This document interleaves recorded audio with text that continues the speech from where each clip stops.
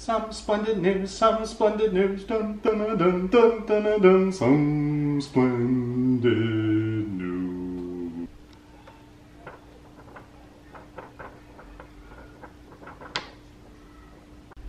Let's get this party started. It is now time for the first episode of Some Splendid News. I'm very excited. I'm your host, Nick King.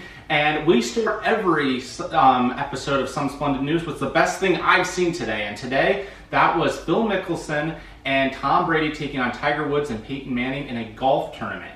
In all, they raised over $20 million. It was amazing to see the competition that was involved that we've been missing in sports. And just a kudos to you guys for just unbelievable day of sports. We appreciate you for doing that.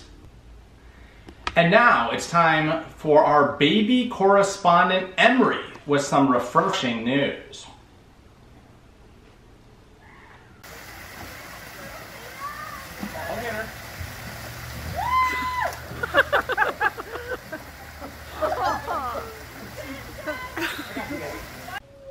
Now that's a splash.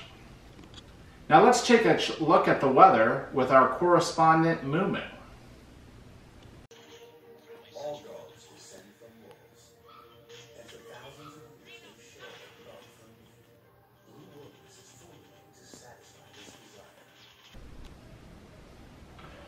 Thank you, Moo Moo, for that. Looks like it's going to be another comfy Sunday.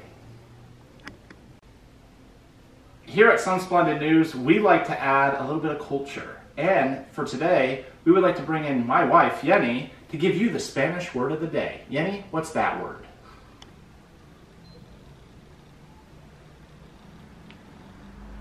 La palabra del día, que loco. You're crazy.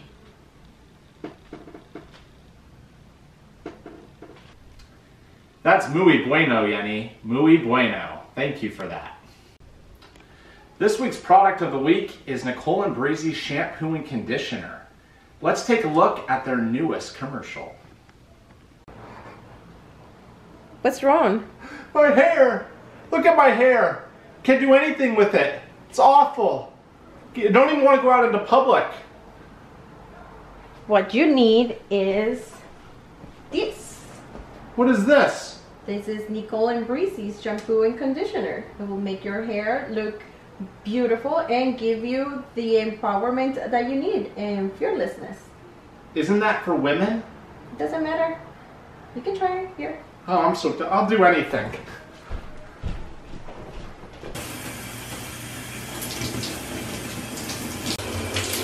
You can look, but you can't touch.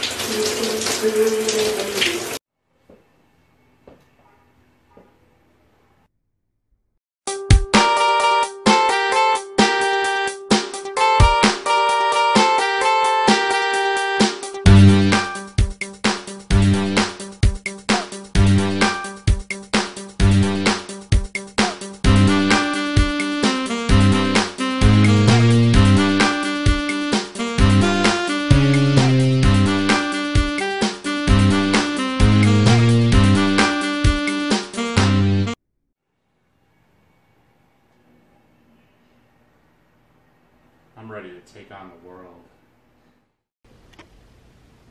Now that's silky smooth. If you would like to buy Nicole Brizee, check it out on Amazon or NicoleandBrizee.com. And now let's bring it to our Netflix correspondent, Corndog Dougalhorn. I've actually never been able to meet Corndog yet, but it sounds like he's very insightful with his movie reviews. Corndog Dougalhorn here. This week, this Netflix movie of the week, we got Extraction. Now, if you're a Marvel fan like myself, well, you're in for a treat. We got Thor becoming a mercenary after the Endgame. Might be a little confusing, but you see, the whole plot here is he gets pissed off because he's overweight at the end of Endgame. He gets a little mad, gets a little angry, so Thor becomes mercenary to get back at all the people that called him fat. That's basically the whole subject of this movie.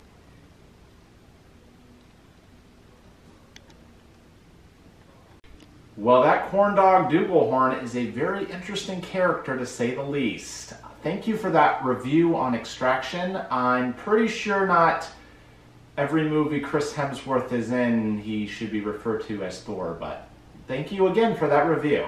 And let's bring it to Captain Will Allen, who is an Avenger at heart, or at least he believes he is an Avenger at heart. And let's hear what he has to say for the public service announcement of the week. Will, take it away. Well, hello there. It's me, Captain America, here with a splendid PSA for you. Today we're going to talk about patience. Patience is an important trait to have in the battlefield. It is a virtue, after all. Sometimes it can lead to victory. Sometimes it can lead to something very small. Sometimes it can lead to almost wanting to strangle your cameraman, but then you get over it. But in the end, sometimes patience could just smack you in the face and be a little funny Easter egg at the end of a movie, which doesn't amount to anything. Regardless, focus on patience. The Jedi do it. I do it. Squidward does it. But it's up to you to win the day with patience. That's about it from me, guys. When there's a will, there's a way. Captain America out. Thank you, Will, for that public service announcement. Patience is very important to practice, especially with everything going on right now. I practiced patience today while I was listening to Corndog's movie review. On Some Splendid News, we like to end every episode with something that's impacting us as a society. And nothing is impacting us much more than what is taking place with our mental health during this crisis. So, this month, the month of May, is Mental Health Awareness Month. And to give us some insight on how you can work on your mental health, let's bring it to first-year graduate student at UCLA, Mayra Hernandez. Mayra, go ahead. Thank you for the lovely introduction, Nick. My name is Mayra Hernandez, and I'm finishing up my first year at UCLA's MSW program. To be quite honest with you, it hasn't been easy, especially now. From worrying about assignments, to exams, to how I'm going to pay my bills on time, to not feeling like I'm being productive enough because I'm working from home, and also all those extra emotions that come with being in a full-on pandemic.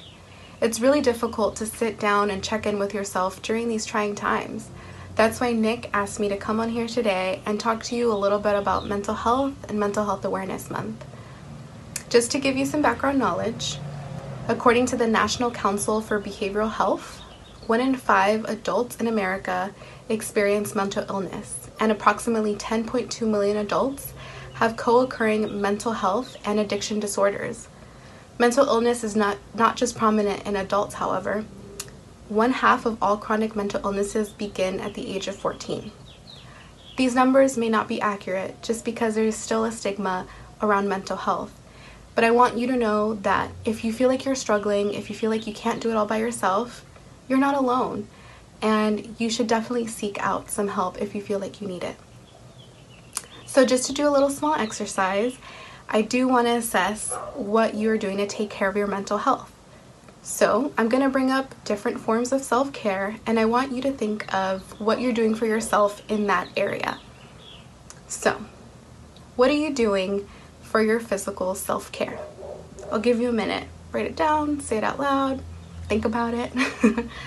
Okay, so your physical self-care. Do you need some ideas? Eating healthy, getting enough sleep, wearing clothes that you feel good in, and participating in physical activities that you enjoy, like walking, swimming, dancing, or even running. Some people like running. So, what are you doing about your emotional self-care?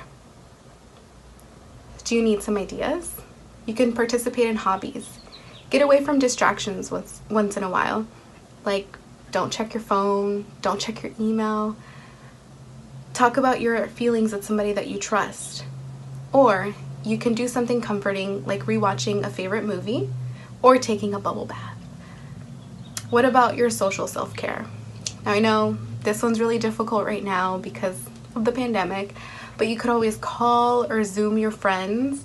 You can check in with a friend that you haven't talked to in a long time, or you can always reach out for help when you feel like you need it. Okay, what are you doing for your spiritual self-care? You can meditate, you can pray, you can go out in nature, you could turn off your phone for a little bit, or participate in a cause that is important to you. Finally, what are you doing for your professional self-care? You can and should take breaks during work, especially for those that are working from home. It's really easy to just keep on going. You can keep a comfortable workspace that allows you to stay successful, and you can say no to excessive responsibilities. With these few things that you can incorporate in your daily life, you can help your overall mental health to get you through these stressful times. But if you do think that you need a little extra help, you can go to the NAMI website. It's nami.org for their Warm Line Non-Crisis Emotional Support Directory. And once again, you're not alone. Thank you, Mayra, for that insight. That is very, very helpful during these challenging times, just to be able to give some words of encouragement to those out there who might be struggling with mental health. If you or you know someone that is struggling for mental health, please feel free to call the number below. There are plenty of resources that you can look on online, but please reach out to someone and check in with people on a regular basis. Just because they might seem fine might not mean they are actually fine. And that's a wrap for the first episode of Some Splendid News. Thank you for the time. We hope you enjoyed this evening. We look forward to showing you the second episode next Sunday. Take care and have a wonderful Memorial Day.